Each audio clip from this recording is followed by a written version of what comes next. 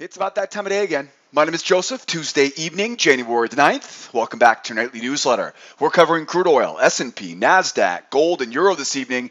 Crude is bullish with a spike in channel pattern, and this recent spike to finish today's session tells me exactly where to start looking for buying opportunities on Wednesday. The S&P is bearish after buyers failed to retest today's high, and I have a hidden channel giving me some excellent selling opportunities up in the battle zone tomorrow. Speaking of tomorrow, Nasdaq also bearish coming off today's high, and I'm watching for another hidden channel connecting those lows and looking for selling opportunities up at a falling resistance trend line tomorrow morning. Gold is bearish with a beautiful two-legged correction coming off today's lows, and all we need now is a buyer failure on the next pullback for selling opportunities back down to low tomorrow. The euro is bearish with a beautiful spike in range pattern. Love spike in ranges. Tells me exactly where to look for selling opportunities. Looking for the two-try rule up in the battle zone tomorrow morning. Got a great newsletter in store for you guys and gals tonight. Plenty of reliable trading opportunities setting up for Wednesday's session. Before we jump in though, I want to remind you, if you're on the YouTube channel right now, make sure you subscribe to the YouTube channel. Don't forget to click that little bell icon to make sure you always get notified every time I post a new video. And if you want to stay all in tune with everything that is School of Trade, follow the link in the description of the YouTube video. Come over here to the blog at sidewaysmarkets.com and make sure you join the mailing list in the upper left-hand corner. I'll shoot you an email every time I post a new nightly newsletter. Don't forget, while you're here, lower left-hand corner, follow me on social. StockTwits, Twitter, Facebook, LinkedIn. I am always posting exclusive content on my many social media channels. Speaking of charts, how easy is this? Tomorrow's session right around the corner. You can have all the charts for tomorrow's session right where it says click here to download today's charts. Follow that link. Grab those charts and be ready for tomorrow. Speaking of tomorrow, don't forget to grab that free pass. Grab that free pass, upper right-hand corner. Come out and join me as a guest in the trade room and come out and see what all the commotion is about. If you get any questions here, hit me up on live support. Get live support on the right-hand side of the website. I'm always here to help you guys out 24/7, 365. Another big newsletter for you guys tonight. Let's get ready for tomorrow. Tomorrow's Wednesday, January the 10th. Taking a look at the economic news calendar here for tomorrow. Well, of course, we'll first start with some major news from the CPI number coming out of China tonight. If you trade in the overnight Asian session, keep your head on a swivel around that 8:30 news coming out in just a few hours. Other than that, tomorrow, there really isn't a lot of major news on the schedule tomorrow. The only thing we really have to pay attention to tomorrow is for all you crude oil traders. We got the inventory report at 10:30 a.m. Eastern time. Now, a couple things of advice, a couple words of advice about the inventory report. First of all, I don't recommend trading the inventory report itself. I always like to trade up until the news comes out, give it 5 or 10 minutes, and then you can more than welcome to trade after that news comes out tomorrow. But I highly discourage, double negative there, I highly encourage you to avoid trading during that inventory report tomorrow. I'm going to give you guys some support and resistance levels to use with that report tomorrow, so stay tuned for that. And at the same time, my cutoff on Wednesdays is 10:15 Eastern time. In fact, I always tell all of my clients the best trades on Wednesday mornings are usually going to come before 10 a.m. Eastern time. So get to it early tomorrow morning, right? So early in, early out for all you oil traders. Other than that, though, pretty much a wide open session tomorrow. And of course, with that information under control, let's move on to our charts here tonight. Looking at charts, we'll start off with the black gold, the crude oil futures, the Texas T. Crude is bullish with a big spike in channel and a strong move to finish off today's session ahead of tomorrow's weekly inventory report. This strong move up runs right into the measured move. That measured move, of course, is a major objective.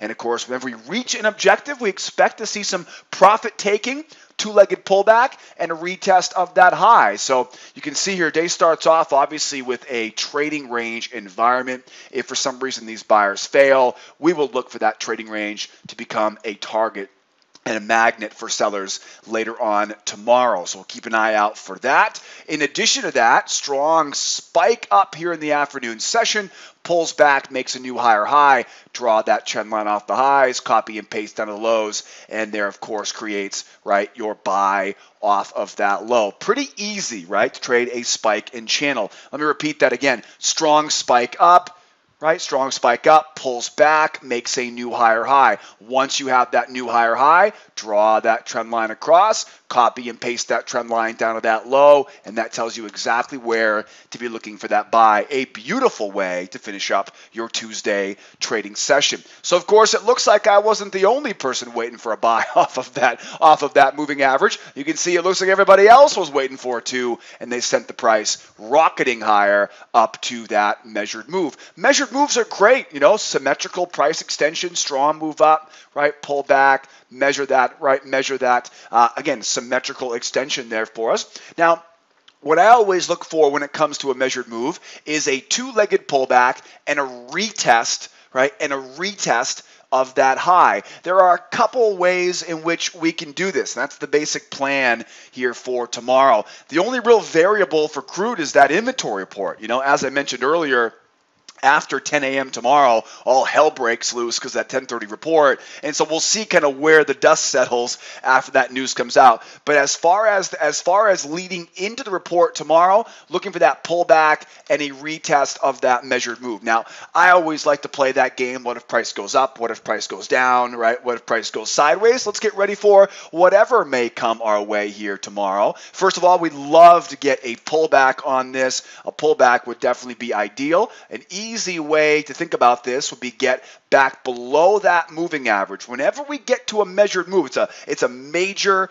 market objective. Whenever we reach a major market objective, we expect to see a decent pullback. So assume it goes down below that moving average. We're expecting at that point for sellers to try to take it lower with a reversal. I'm looking for their failure. Their failure will allow me now, right, to be a buyer on their failure. Then hurry up, don't forget about the pullback to the moving average, and that gives us a follow-up pattern there as well, right? So we'll call this a breakout into strength. That strength gives us the confirmation, right, to buy that pullback back to the moving average. So that's one scenario I'm looking for tomorrow, right, as the market pulls back. What I hope we get is an even deeper pullback, or a two-legged pullback, if you will, right? I get some levels of support here, get a beautiful, untested, by the way, reversal line there at 62.80. That's the only thing they missed on that pullback. They got the moving average, they got the low of that channel, they weren't able to get that what I call a naked reversal line, untested reversal line there at 62.80. So looking for that two-legged pullback back down. That two-legged pullback will oftentimes result in a failure pattern that comes over, right? Failure pattern, strength, and pullback goes up there, right? So again, two-legged pullback at the trend line, failure as it breaks above the moving average, strength as it goes higher gives us the confirmation to buy that pullback, right? And that pullback, of course, going right back up to retest the high, right? This is very, very common. This is obviously not just for crude oil. This will be for pretty much any bull market that has that much strength going up to reach a major market objective. What if it goes sideways here tomorrow? What if it goes sideways, right? Sideways meaning it doesn't pull back. A lot of times on inventory day, we do get some sideways movement. If it does just keep going sideways tomorrow, as traders kind of wait ahead of that news number, we'll be looking to pick off those lows,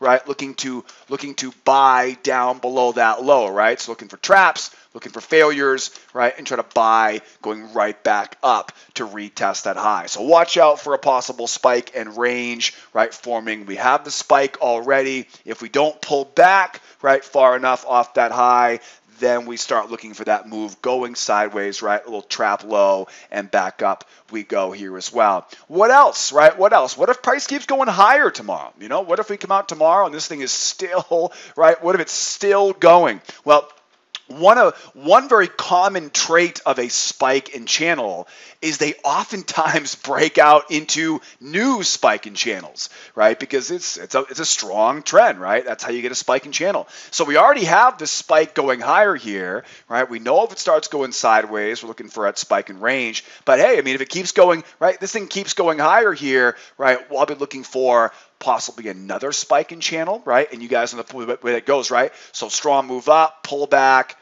find that new higher high, draw across the highs, bring it down to that low, right? And that'll give you that buy off of that low. I'll also be watching for that trap back into the battle zone tomorrow, right down into the base of that. Maybe we get a chance to use the bottom of this channel, right? Combination with that measured move. Wouldn't that be nice to combine all of those levels, right, together? The bottom line, though, is you can tell, even if price keeps going higher here, I have no intention on buying to new highs. I will wait for a pullback. I will wait to buy low, right, because it's not a good habit to get into trying to buy high, right, when price keeps going higher. So with that said, how do we turn bearish tomorrow? We have our bull scenarios, right, up, down, sideways. What if? How do we turn bearish tomorrow? What does a bearish reversal look like? Three things, and we saw a great example of this today in our trade room. Strength, pullback, strength. Now, what you'll want to see is you'll want to see the moving average come over, right? It'll be a strength, pullback, strength. Once we see that pullback hold, and we see those, right, and we see those sellers really running this thing lower, right? It's not enough to get a strong move down. A strong move down sets the stage, then we have to hold the pullback, right, to continue going lower, because that's going to run out all those buyers, and then we can grab a look at our hidden channel, draw off that low, copy and paste up to that high, and then we can look at this as a hidden channel, which we're going to see in a few moments here on the E-minis, and we'll look for that sell, right, going back down from there. Like I said earlier, right, day started off inside of a trading range. We oftentimes see it go up and then right back down into that range tomorrow. Don't be surprised if we see a complete reversal tomorrow morning, just so the buyers can run this thing back up after that news comes out. We oftentimes see reversals and sideways ranges on that lead up into the weekly inventory report, which is tomorrow morning at 10:30 a.m. Eastern Time. Looking good there. Crude under control. Don't forget, we'll be tomorrow morning, 8 o'clock Eastern Time in the trade room. I hope to see you there with me. Let's keep going. How about some S&P here right now? Beautiful reversals here this afternoon on the E-minis. S&P is bearish and trying to rotate back down to retest today's low. And anytime we see a trend line or a trend reversal like this, I connect those lows, copy and paste up to the highs, and watch for a two-legged correction so I can start selling up at those resistance levels overhead. Now, well, obviously we can see the market started off very, very bullish here on the S&P today. It was a pretty much a bull run the entire session this morning. Had a nice strong move up, pulls back, right, for that retest of the high. A little bit of a spike in range there, you'll notice. Then it blitzes higher and finishes off, right, that big measured move to finish off the session. We get this strong run up to a measured move. Now, what usually happens after we reach a measured move? Two-legged pullback and a retest of the right. We missed it, right? You'll notice they missed that retest of that measured move. And you can see, right, it didn't go over very well with the buyers. The buyers quickly exiting positions. That allows this market now to run lower. Now, one of the many ways that I use the moving average is to be able to determine when the market has reversed. Strong move down, hold the pullback on strength. Very, very easy to see now. These bears have taken control of this market. Beautiful example, I might add, right, of a scenario where we have a trend reversal, right? A trend reversal really is the combination of knowing where the market objective is, what is expected to happen after the objective, right? In other words, knowing that we have a measured move, we usually get a two-legged pullback and a retest, right? And then last but not least is going to be the proof of the reversal, right? Strong move down, right? And then strength going lower, right? Those three things, right, to kind of maybe not predict a reversal, right, but to make sure that you can profit from a reversal. You know, predicting reversals are really difficult because of the momentum of the market, right? But first of all, you want to make sure you know, where are we trying to go, right? I don't want to prematurely be looking for reversals, right, if we haven't even got where we're trying to go. In a bull market, we're looking for channel rotation and measured moves. We got the measured move, right? So the first step is know where you're trying to go. Second thing is know the type of objective. This is a measured move, and whenever we see a measured move, I know to expect some specific things. I know to expect that two-legged pullback, little trap low, buyers come in and buy low, and they're trying to retest that high. So I know what to expect, right? If that doesn't happen, now I know I'm susceptible to a reversal, and you'll notice we get the proof of the reversal. So know what you're looking for, know where they're trying to go, know what should happen at that objective, and then look for, right, that proof of the reversal. And the proof is always really strong. Get me some strength going lower, right? Give me some strength going in the opposite direction, because in a trending environment, when the buyers realize they're wrong, what are they going to do? They're going to become sellers. They're going to sell their way out of that position. Now, once we have proof of that reversal, now I look left, line up those lows, draw that trend line down off those lows, right? You'll notice I'm not drawing it off the highs. I would normally draw a bear channel off the highs, but it doesn't fit very well when you draw it that way. So I'll draw that channel off the low, pop it up here at the high, and that creates a key level of resistance. At the same time, right, I'm going to draw that falling resistance trend line down, and this creates, you know, a little resistance zone there, right, between the top of that hidden channel and that falling resistance trend line. Then combine that with an untested reversal line, right, untested reversal line, double whammy. We have a great battle zone up in that 53 3/4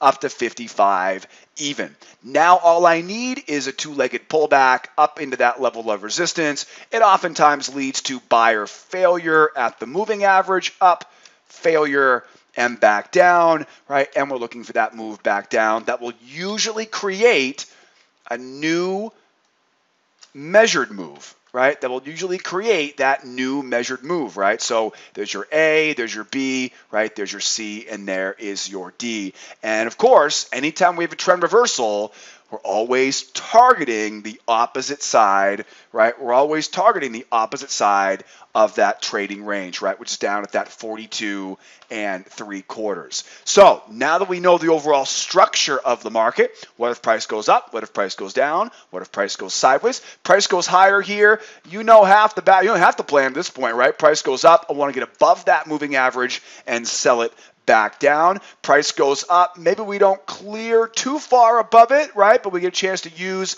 off of that, right? Off of that battle zone, off of that trend line. I just want to be somewhere up around the high of this, right? Of this hidden channel. It'll usually end up poking its head above the moving average, kind of like how the price goes below the moving average back here. Right? When it goes below the moving average, what happens is it gets the opposite side into the market. And when it sneaks back above the moving average, what happens is those sellers who are trying to sell short here, right, what happens is they get run over, they get stopped out, and it just throws gasoline on the fire, and the fire will roar higher as these sellers have to cover their short positions, and they become buyers. If price goes sideways here, wouldn't be surprised here. You know, strong move down. Maybe we don't get any pullback. Maybe we just get a sideways range here. If we don't go higher here and we start going sideways here in the overnight, that's okay. Get a bear bias to it. We can look at that battle zone. One try, two try, and then back down in. Anytime we have a bear market that turns into a range, in other words, we're not making lower lows, right? We're going sideways here. I'm always looking for that two try rule, right? One try, two try, and then fade it right back down again. That's the plan if price goes sideways. What if the price keeps going lower here tomorrow? If it keeps going lower here tomorrow, not a lot really changes. We're still going to be looking for a move back up, right, to retest that high. What I'll do is I'll adjust that battle zone down, and we'll be looking for that two-legged correction, right, and back down from there. So not much will change if we do keep bleeding lower, and it may end up kind of setting up here almost like a spike and channel pattern, right, as it hits the midline of that, right, of that channel, right? So at that point, mark up those swings. I'm not a big fan of selling the low of a channel, right? You'll get a much better trade by waiting for that correction. Oftentimes it can be relatively sharp. Wait for that failure, right, and then sell that sucker right back down again. Again, great example today of a trend reversal on the S&P. Know where the reversal is likely to happen. Know what you should be seeing. That way you know what didn't happen, right? That way you know that what happened wasn't typical. And then look for the proof. Once you have that proof, right, go out and find that new hidden channel and then start stacking your levels of resistance, right? Stack that level of resistance, stack that level of resistance. That way you get a good idea of where you want to wait for that sell, and then patience to wait for the setup. From the S&P over to another Emini, now over to the Nasdaq. Nasdaq is another example, right, of that reversal. A little bit, well, maybe a lot different, right? But same basic principle here on the Nasdaq. Nasdaq is bearish after buyers were rejected at the highs of today's range, which tells me that sellers are going to rotate back down to the lows. Anytime a market reverses, the first thing I do is look for that hidden channel, and I'm waiting for selling opportunities with that two-legged correction up in the battle zone for us tomorrow. Now, going back to last night's newsletter, we talked about this strong bull channel, right? And I mentioned, right, last night in the newsletter, we're looking for that battle zone down here, right? So I mentioned last night, we're looking for that two-legged pullback, right? And then a move back up to retest the high. So anytime we have a strong bull market, look for that little pullback, right? Wait for that. Again, look for those prior swings. You don't need indicators to do this. You just need to know how to read a chart, right? So you get your bull channel, look for those two prior swings. The objective at that point is to go back up. That's a horrible line, Joe. The objective at this point now is to go back up and retest that high, right? So that's the target, right? The target, or as I call it, the objective, right? Markets are always moving towards an objective. They always have a mission to accomplish, right? The objective now is to go back up and retest, right? And retest that high. Once we get to that high, once we get to the objective, right? This is where I mentioned earlier, you have to know where the market's trying to go. Then we start looking for either acceptance or rejection, right? Acceptance or rejection. Now, acceptance will be pretty obvious because it will just blow right through those highs like the S&P, right? The S&P just blew right through its highs after it pulled back this morning, right? Rejection, though, when it rejects, we always start looking for that opposite side of the range, and this becomes one big trading range, right? So right now, here we are, right? We're a bear market right now coming off of that high, and the goal of these sellers right now is to get back down to the low of that range. If they can continue from there, then we look for the move all the way back down, right to the beginning of that session. So right now, look where we are here right now. I'm going to take a little bit of a zoom out there, right? We get a strong move up, channel from last night, two-legged pullback, a retest of the high. And what do we see at the highs? We see rejection.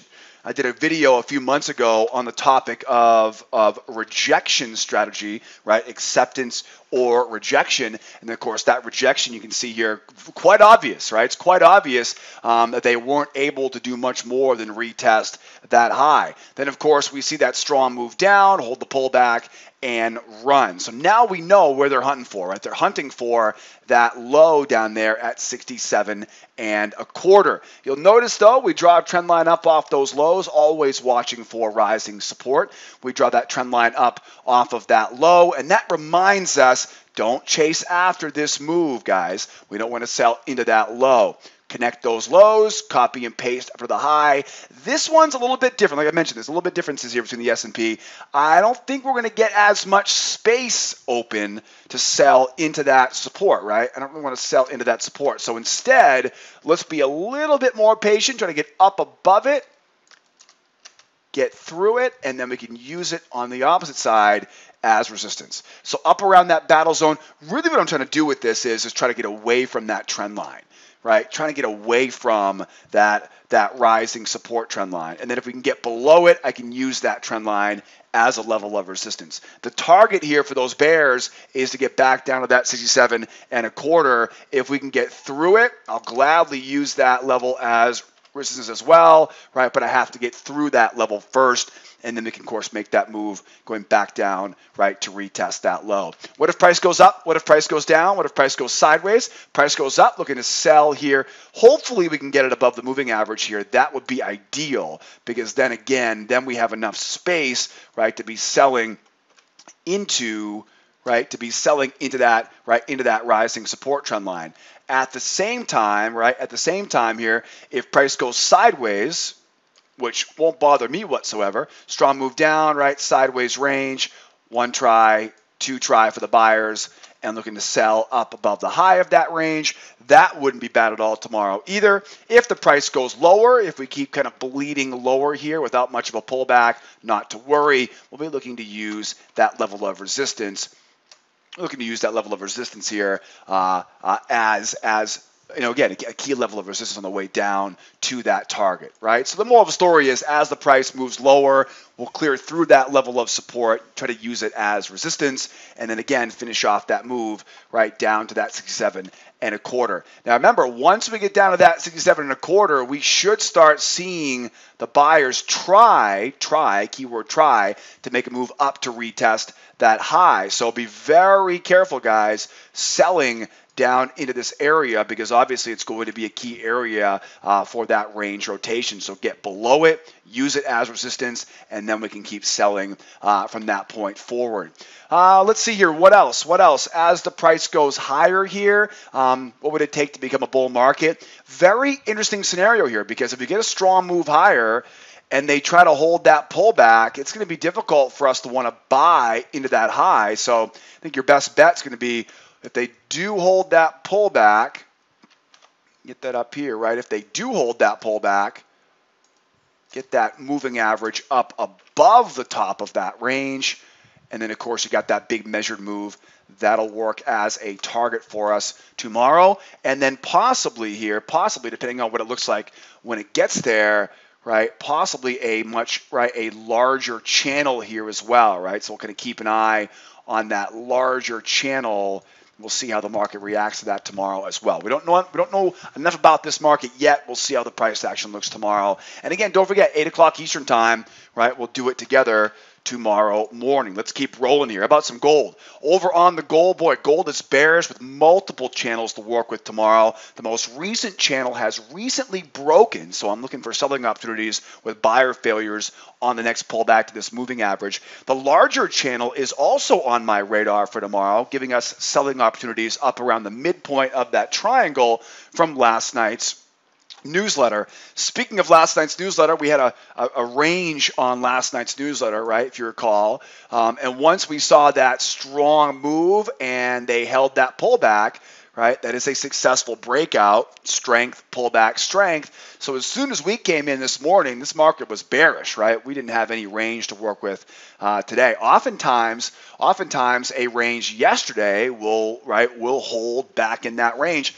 Today, of course, was not the case here today. A couple things though you'll notice here. Got a big channel I'm watching here. You know, I've said this many times before on my nightly newsletter. I don't really trust these big wide channels because you'll notice that they're not the most important piece of it, right? There's other structure patterns inside of that channel. So I never really put too much trust in these large kind of multi-tier, you know, wide channels, just because they usually end up inconsistently working. Usually not that reliable. What is a lot more reliable though is this short-term channel that we see coming off of this high. Beautiful channel rotation.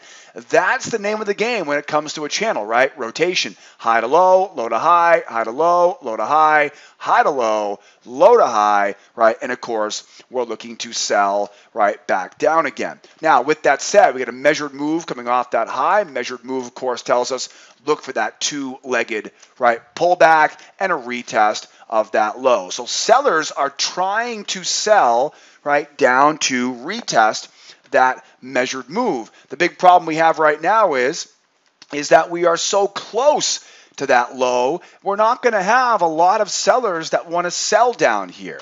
Beautiful example of what I call a two-legged pullback pattern, right? As we went higher, draw that trend line in, up and around. You can see that the experienced sellers were waiting up here to sell up at that high. So a beautiful example, if you ever want to see a good example of a two-legged pullback, right? We found one right as the session ended here in this afternoon session. So now here we are, right? We had selling opportunities coming off the high to finish up the day today, right? We're back below the moving average, but we're running out of space down here. So what's the plan here? I don't want to sell too low. I don't want to sell into that support area. So my plan is going to be to try to get the market to move up so I can sell it back down, or if we keep going sideways, wait for that trap, right, and sell it from there. So what if price goes up? What if price goes down? What if price goes sideways? Well, hopefully it goes a little bit higher here for us. I'd love to get the price up, failure, and back down again.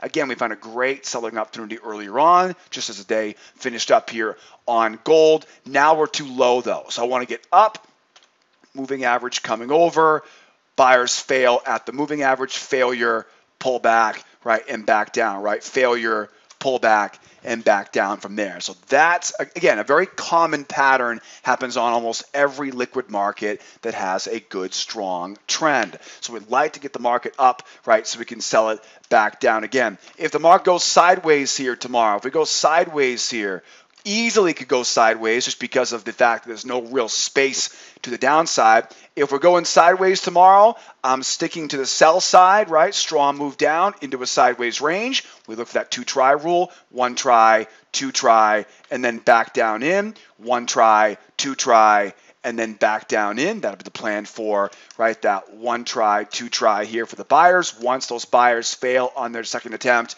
I'm looking for the trigger to get back in short, back down to that low. And if price goes lower here, right, if we collapse back down in, not much changes, right? Not much changes. So if we end up, right, back down to that low, I'm going to look for that move up, right, so we can sell it back down. Anytime we find ourselves in a position where the only option is to sell low, I'm always watching for those traps, get back above those swing highs, 1, 2, right, and then usually collapsing right back down in. So moral of the story, if the market keeps going lower here in the short term, I'm not going to chase after it as we have that trend line waiting down below. I will look for that trap high. I will look for that move back up, right, so I can sell at resistance rather than selling at support. Beautiful chart there on the gold. Even better looking chart here to finish up tonight on the euro. Euro is bearish with a spike and range pattern, telling me to look for selling opportunities up above the range highs after seller failures and the two try rule with a target going back down to low tomorrow morning. As you can see here, pretty obvious here today on the euro, a very strong bear market. Like I mentioned earlier, right, name of the game is rotation. Beautiful rotation back and forth inside the channel. And then all of a sudden, right, we make that lower low, and then that was about it, right? We weren't able to make any new lower lows. What happens when a bear market stops making lower lows? No, it doesn't turn bullish. It just simply starts going sideways. Mark up the lows, mark up the highs. A classic example of a spike and range pattern. That spike and range pattern now tells me two try rule. One try, two try, and failures back down. Honestly, I really don't care where it happens. I hope it goes even higher. One try, two try, and failure back down. You'll notice we have a prior swing along with that big round number at 20,000. It would be ideal for us to get a higher option right, and sell back up as well. So we may end up seeing, let's just say for example's sake here, let's say this holds here, we go higher, right, we may get a chance to use this as a two-legged pullback tomorrow morning, or if it collapses back down for us, we'll have to wait and get through it for acceptance down to new lower lows. So what if price goes higher? What if price goes lower? What if price goes sideways? A bear spike in range tells me I want to go up so I can sell it back down again. Looking for the one try, two try, and back down. Hopefully we can get it up as high as that big round number in the battle zone. As the price goes sideways, in other words, if we do find ourselves rattling around here going sideways tomorrow, stay patient for it and sell above that high. What if price goes lower? If price goes lower, I'm looking for that fake out, breakout, pullback we talked about in last night's newsletter. Strong move down, two-legged pullback. It usually goes just above that moving average, right? And that's typically where you'll get that nice sell. On a faster time frame, you'll connect the dots there, right? And that'll be your short-term two-legged pullback. I call this a fake out breakout pullback because what you're doing is you're ultimately making sure you're not gonna get tricked by that fake out breakout. A lot of times with ranges, we drop down in, moving average doesn't come over, we try to break out, but we end up fake out, breakout, back up into that range. This simple rule takes care of that. Strong move down, get the moving average clearing below that low, and then rather than the first pullback, I always look for a little bit of a trap high, right? It'll still allow me to sell below that low. Moving average, right, is below that low. And then rather than the first pullback, I like to take that second pullback because usually that first one is going to try to fail, right? What happens is when the market runs lower like this, buyers will try to come in and fade that move back up. So what happens is when it pulls back, right, and they try to fade that move back higher,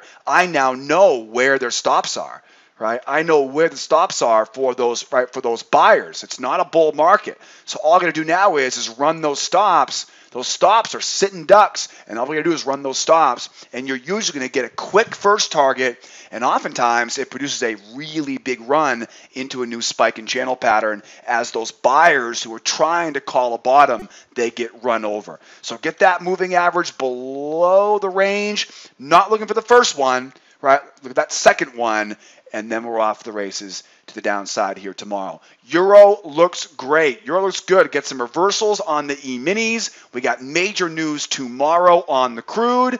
And, of course, the gold, trying to finish off that retest to those lows tomorrow. Speaking of tomorrow, I'm going to see you tomorrow in the trade room, 8 o'clock Eastern time, right?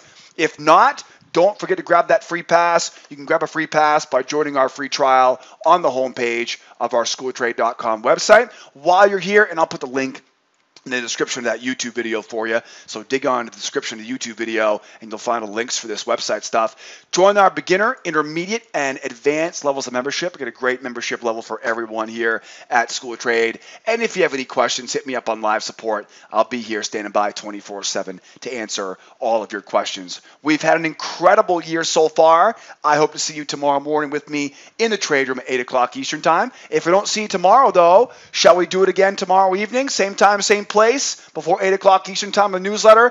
You got it. I'll meet you there. Once again, my name is Joseph. Be well out there. Be nice to each other, will you? And be here next time. Adios, amigos. Bye-bye for now.